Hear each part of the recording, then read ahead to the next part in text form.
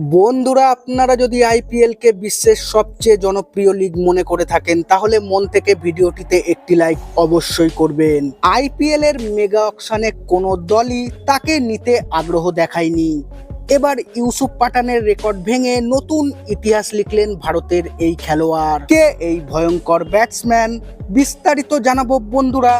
তার আগে ভিডিওটি পুরো দেখার আবেদন রইল এবং চ্যানেলে নতুন এসে থাকলে চ্যানেলটিকে সাবস্ক্রাইব করবে। আইপিএল 2025-এর মেগা নিলামে অনেক খেলোয়াড়ের ভাগ্য বদলে গিয়েছে। অনেকের কেরিয়ার উজ্জ্বল হয়েছে তো অনেক খেলোয়াড় অবিকৃত থেকে গিয়েছেন। তবে অবিকৃত খেলোয়াড়দের অনেকেই এখন ব্যাট ও বল হাতে দারুণ পারফর্ম করছেন। প্রথমে উর্বিল প্যাটেল এবং এখন পাঞ্জাবের খেলোয়াড় আনমোলপ্রীত সিং।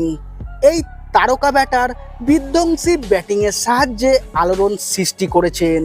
অরুণাচল প্রদেশের বিরুদ্ধে ব্যাট করতে নেমে মাত্র 35 বলে সেঞ্চুরি করেন আনমোলপ্রীত সিং।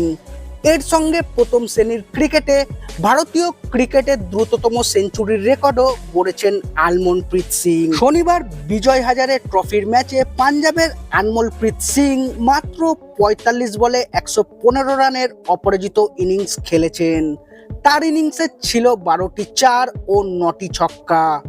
লিস্টের ম্যাচে ভারতের হয়ে দ্রুততম শতরানকারী এখন পাঞ্জাবের এই ব্যাটসম্যান। তার আগে এই রেকর্ডটি ছিল ইউসুফ পাঠানের নামে। 2009-10 সালে বিজয় হাজারে ট্রফিতে মহারাষ্ট্রের বিরুদ্ধে 40 বলে সেঞ্চুরি করেছিলেন ইউসুফ পাঠান।